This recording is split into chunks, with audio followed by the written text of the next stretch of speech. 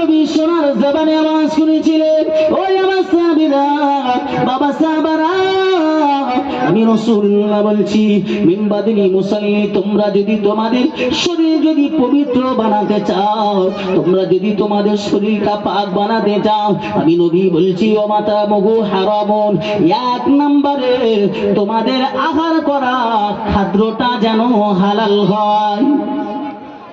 জোরে হবে না সুবহানাল্লাহ। আল্লাহ রাসূল বলছে যদি শরীরটা পবিত্র পাক বানাতে চাও, আমি রাসূল বলছি নাম্বার 1 তোমাদের আহার করা যে খাদ্যটা আহার করছো এটা যেন হালাল হয়। জোরে বলুন সুবহানাল্লাহ। রাসূল বলছে যেন হারাম যেন না হয়ে যায়। আল্লাহর নবী সাহাবীরা রাসূলুল্লাহ চাঁদ মুখের পানের দিকে তাকিয়ে রয়েছেন। আল্লাহর নবী ওয়াজ করছেন, আল্লাহর নবী সাহাবীরা শ্রবণ করছেন।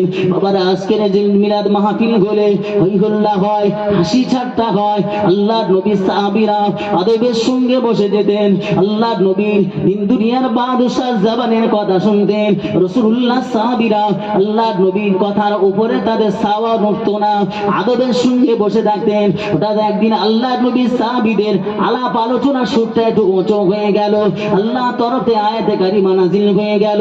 আল্লাহ পাক জিবরাইল আমিনকে ডাক দিয়ে দিলেন, এই নাযালা বিহি রুহুল আমিন, যাও চলে যাও চলে যাও আমার হাবিবের দরবারে চলে যাও। আল্লাহ মালায়েকা ফেরেশতাকে দিয়ে আল্লাহ পাক আয়াতে কারিমা নাযিল করে দিলেন, ইন্নাকা লা, আল্লাহ পাক জানিয়ে দিয়ে দিলেন, এই জিবরাইল যাও চলে যাও চলে যাও আমার হাবিবকে জানিয়ে দাও, আমার হাবিবকে শুনিয়ে দাও, আমার হাবিবের সাহাবীদের গোলার কণ্ঠস্বরটা আমার রাসূলুল্লাহর সাউনের উপরে উঠে গেছে।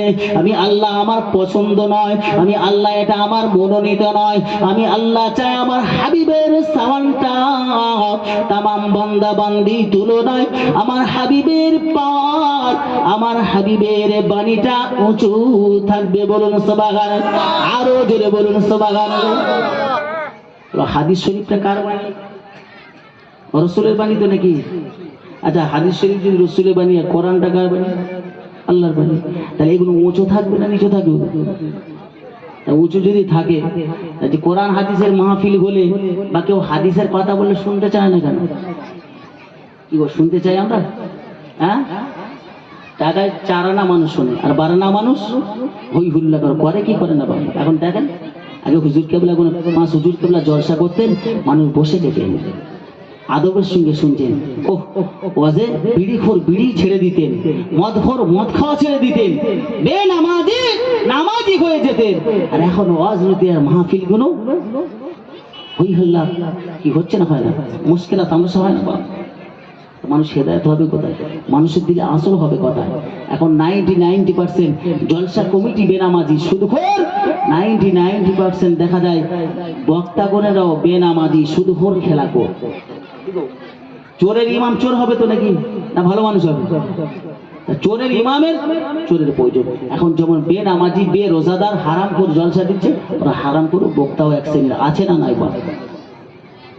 আগে জলসা করে এখানকার মানুষ এক ঝাঁক মানুষকে ফুরফুরার দরবারকে হুজুরকে হাত পা টিপে আদর করে হুজুরকে দাওয়াত করতে, এই বাবা যাও নামাজ পড়ো, এই তোমার কি করে সংসার চল, কি জিজ্ঞেস করতো না? না জিজ্ঞেস করতো। আর এখন হ্যালো ক টাকা দেবে, এখন রফা হচ্ছে, টাকা হয় না, হয় না, চালাও। জলসা যত বাড়িয়ে দিলে যেন পাওয়ার বেড়ে গেছে। আর জলসা দিলে মাইকওয়ালার লাভ, প্যান্ডেলওয়ালার লাভ, আর বাজারে যারা দোকান দেবে তাদের লাভ, বক্তার লাভ। আর আপনারা কষ্ট করে মেহনত করে মাহফিল দেবে, যে তাদের সকালবেলা আবার সংসারে কি খাবে এর জন্য, খাওয়ার জন্য আবার ছুটবে, ঝোড়া কোদাল হয় মাঠে যাবে না, জাল নিয়ে নদী যাবে, হবে না, হবে না, বসে কিছু নিয়ে যেতে হবে, নিয়ে সেটাকে বাচ্চাদেরকে বন্টন করে দিয়ে তার উপরে জীবন করতে হবে। যদি গড়া যায়, আল্লাহ রসুল জানিয়েছেন এর ওসিলায় নাজাত পাওয়া যাবে। জোরে বলুন সুবহানাল্লাহ। তারপরে মাহফিল দেওয়াটা আমার আপনার আমাদের সকলের সার্থকতা হবে। আল্লাহ নবী সাহাবায়ে দ্বিতীয় নাম্বার রাসূল আমার বলেছিলেন ওমাশাবুহু হারামুন ওয়া মাসাবিরা, পিপাসা পানিটা যেন হালাল হয়, হারাম যেন না হয়। বর্তমান আমাদের সমাজে যুবক ছেলেরা রোজগার করা শেখা পর দামি দামি মোবাইল, যুবক ছেলেরা জরির কাজ, হাড্ডার কাজ, সোনার কাজ করার পরে কাঁচা বয়স ইনকাম করে। এখনো তাদের টিউবওয়েলের পানি পছন্দ হয় না, দামি দামি বোতলের পানি খায় কি খায় না? আল্লাহ নবী বললেন ওয়াশরাবুহু হারামুন, পিপাসার পানি যেন হারাম যেন না হয়ে যায়, পিপাসার পানি যেন হালাল হয়। আল্লাহ নবী 3 নম্বরে বললেন ওয়ালবাসুহু মিন গারামিন, দেখেন পোশাকটা যেন হালাল হয়। ও ভাইরা, বাবাজিরা, জওয়ানেরা, যুবকেরা, আপনি 9 টাকা নিয়ে বাজারে গিয়েছেন, একটা পোশাক কিনবেন, গেঞ্জি কিনবেন, 10 টাকা দাম কিংবা 100 টাকা দাম, আপনি 90 টাকা দিলেন, 1 টাকা আপনি দিলেন না, জোর করে গেঞ্জিটা দিয়ে নিলেন। 100 টাকার সম্পদ আপনি 90 টাকা নিলেন, দিতে রাজি নয়, আপনি শক্তি দেখিয়ে দিয়েছেন এবং আপনার 10 টাকার ভিতরে 1 টাকা হারাম প্রবেশ করেছেন। আল্লাহ নবী বললেন ওমালবাসুহু মিন গারামিন, দেখের পোশাকটা যেন হালাল হয়, হারাম যেন না হয়। ও ভাইরা, বাবাজিরা, জওয়ানেরা, যুবকেরা, আল্লাহ নবী জানিয়ে দিলেন হারাম পোশাক যদি পরিধান করা হয়, হারাম খাদ্য যদি খাওয়া হয়, হারাম পানি যদি পান করা হয়, আল্লাহ নবী বললেন উসুম্মা গুদিয়া বিল হারাম, বাড়ির পরিবেশ যেন নষ্ট না হয়ে যায়। বর্তমান সমাজে বাড়ির পরিবেশ নষ্ট হয়ে গিয়েছে, গান বাজনা ভরে গেছে, কোরআন তেলাওয়াত নাই, নামাজি নাই, বাড়িতে গান বাজনা যেমন হয়, মদের বোতল রাখা হয়, আল্লাহর কোরআন রাখা হয় না। এমনও বাড়ি আছে কোরআন খোলা হয় না, কোরআনটা রুই পোকা খেয়েছে না খায়নি বা? আল্লাহ নবী বললেন সুম্মা গুদিয়া বিল হারাম, বাড়ির পরিবেশ যদি নষ্ট হয়ে যায়, আল্লাহ নবী বললেন হারাম খাদ্য পান করলো, হারাম খাদ্য আগান করলো, হারাম পানি পান করলো, দিকের পোশাক হারাম হয়ে গেল। সুম্মা গুদিয়া বিল হারাম, বাড়ির পরিবেশটা হারাম হয়ে গেল। এই রকম হারাম খোরের দাওয়াত লাইলাতুল বরাত বলেন, সবে কদর বলেন, সবে মিরাজ বলেন, ঈদের রাত বলেন, হারাম খোর যদি কেঁদে কেঁদে চোখের খুন জারি করে দেয়, খুন প্রবাহিত করে দেন, আল্লাহ বলছেন আমার দরবারে কবুল হবে না। আল্লাহ নবী পাক জবানে জানিয়ে দিয়ে গেলেন এ সাহাবীরা, বাবা সাহাবারা, আমি রাসূল বলছি তোমরা এগুলো পাক করো, শরীর পাক করো। মিনবাদিনী মুসাল্লি, যদি শরীর পবিত্র বানানো হয়, শরীর যদি পাক বানাতে হয়, এই সাহাবীরা কোটি কোটি টাকা দিয়ে মসজিদ নির্মাণ করতে হবে না, কোটি কোটি টাকা দিয়ে আমি রাসূল আমার ঘর তৈরি করতে হবে না। বান্দা হালাল খাদ্য খাওয়ার পরে, হালাল পোশাক পরিধান করার পরে, বান্দা হারাম থেকে দূরে থেকে ওই বান্দা যদি 1 টাকা যদি আল্লাহ রাস্তায় যদি দান করে দেয়, আল্লাহর নবী বললেন ওই 1 টাকা দান করার বিনিময় আমার আল্লাহ পাক খুশি হয়ে গিয়ে 10 গুণ সওয়াব বৃদ্ধি করে দেন। আরো জোরে বলুন সুবহান। আল্লাহ পাক আরাফের ভিতরে জানিয়ে দিলেন 8 নাম্বার পারা 9 নাম্বার পৃষ্ঠা আল্লাহ ঘোষণা দিয়ে দিলেন, 7 নাম্বার লাইন আল্লাহ জানিয়ে দিয়ে দিলেন মান জাআ বিল হাসানা ফালাহু আশরু আমসালিহা। বান্দা যখন আল্লাহ রাস্তায় 1 দিরহাম দান করে দেবে, আমার আল্লাহ পাক তার বিনিময় 10 দিরহাম 10 গুণ সওয়াব আমার আল্লাহ বৃদ্ধি করে দেবে। জান, এই কটা জিনিসটা আপনি আমল করবেন, আমি আপনি সকলে আমল করব। যে অন্ধকার জায়গা চতুর্দিকে শত্রু বন্দুক দিয়ে ধরে আছে, তার ভিতর দিয়ে আপনি আপনার জবান দিয়ে শুধু আল্লাহ বলবেন। আল্লাহ বললেন রব্বুনাল্লাহ, এই ডাকার সঙ্গে সঙ্গে আমি আল্লাহ ফেরেশতা দিয়ে বান্দাকে হেফাজত করব। জোরে হবে না? আর একটু জোরে হবে না? বলছে আল্লাহ মায়ানমারের এত মুসলমান শহীদ হয়ে যাচ্ছে, গুজরাটের মুসলমান কচু কাটা হয়ে যাচ্ছে, আল্লাহ ভারতবর্ষের মুসলমান শেষ হয়ে যাচ্ছে, আল্লাহ এত মুসলমান দোয়া করছে, যায় কোথায়? কি বলছি না বলি না আমরা কি পাওয়ারফুল মুসলমান দেখে যে নামাজে দাঁড়িয়ে আছি, যেই মশা কামড়ে ইমামের কেরাত গুলিয়ে যাচ্ছে, এত জোরে চপর মারছে তোমার ইমানের পাওয়ার। ও ভাইরা, আল্লাহ নবীকে প্রাধান্য দিয়েছিলেন।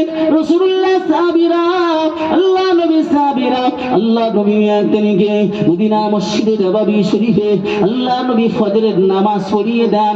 আল্লাহ নবী সাহাবীরা বসে যেতেন আল্লাহ নবীর সোজা জবান দিয়ে কিছু আমলের কথা শোনার জন্য। আল্লাহ নবী আমাদের কি আদেশ করবেন, আল্লাহ নবী আমাদের কি উপদেশ করবেন, যেটা আমরা মাথায় পেতে মেনে নেব।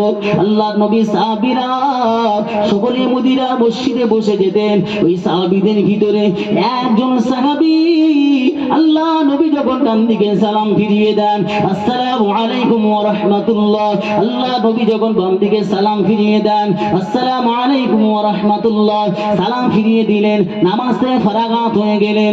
সমস্ত সাহাবীরা বসে আছেন। একজন সাহাবী মদিনা মসজিদে নববী শরীফ ছেড়ে দিয়ে দৌড়ে দৌড়ে দৌড়ে দৌড়ে নিজের ঘরের দিকে রওনা দিয়ে দিলেন। এমন একজন মানুষ আছে 100 মুসল্লির ভিতরে, সে মানুষটা যদি ইমাম সাহেব যদি বলে বা কমিটি যদি বলে আপনার সকলে বসবেন, একটু জরুরি আলোচনা আছে, কিছু শিরখ্যাস মানুষ আছে না, হ্যাঁ, মনোগত হবে না, হয় ইমামের কথা নাই কমিটির কথা, ও ঠিক টুক করে বারে চলে যাবে। আচ্ছা, তার বিরুদ্ধে অভিযোগ হয় কি হয় না কমিটির কাছে? আল্লাহ নবী বসে থাকবেন, আমাদের ইমামুল আম্বিয়া বসে আছেন, সালাম ফিরিয়ে দিয়েছেন, নবীর জবানে কথা শুনবো, ওর ভিতরে একজন সাহাবী টুক করে চলে গেলেন। এটা দেখছেন, একদিন দুদিন 3 দিন দেখছে, এটা আর পছন্দ হচ্ছে না, আমরা সকলে বসে আছি, এর অন্তর থেকে কি রসুলের মহব্বত চলে যাচ্ছে নাকি? কি অনেক ধারণা হয় তো মানুষের নাকি? ও ভাইরা বাবাজিরা, জানেরা, যুবকেরা, আল্লাহ নবী সাহাবী একদিন যায়, দুদিন যায়, এইভাবে 1 সপ্তাহ কাছাকাছি হতে লাগলেন। 3 দিন পার হওয়া পরে আল্লাহ নবী সাহাবীরা আল্লাহ নবীর দরবারে বিচার দিতে লাগলেন, আল্লাহ নবীর দরবারে নালিশ করতে লাগলেন। ইয়া রাসূলুল্লাহ, ইয়া হাবিবাল্লাহ, হুজুর আপনার অমুক সাহাবী, আপনি যখন ডান দিকে সালাম ফিরিয়ে দেন, হুজুর আপনি যখন বাম দিকে সালাম ফিরিয়ে দেন, ওই সাহাবী দৌড়ে ঘরের দিকে চলে যায়, আর অবশিষ্ট সময় আমরা বসে থাকি। ওই সাহাবী বসতে যায় না। ইয়া রাসূলুল্লাহ, হাবিবাল্লাহ, হুজুর কি কারণে চলে যায়? এই রকম ওটাওটি করলে, এইভাবে চলে গেলে কিছু মানুষের মন ভেঙে যাবে, সে ওর পিছন দিকে উঠে যাবে কি যাবে না? ইয়া রাসূলুল্লাহ, ইয়া হাবিবাল্লাহ, ও আল্লাহ নবী, হুজুর আপনি তাকে জিজ্ঞাসা করুন। আল্লাহ নবী বললেন, বাবা সাহাবী, ও বাবা সাহাবী, চুপ হয়ে যাও। আল্লাহ নবী তাকে সান্ত্বনা দিলেন, আল্লাহ নবী তাকে ফিরিয়ে দিলেন। একদিন গেলে, দুদিন গেলেন, এইভাবে 1 সপ্তাহ কাছাকাছি হয়ে গেলেন। আল্লাহ নবী বললেন, এ বাবা সাহাবীরা, এ সাহাবারা, তোমরা কখন এসেছো আমার পিছনে?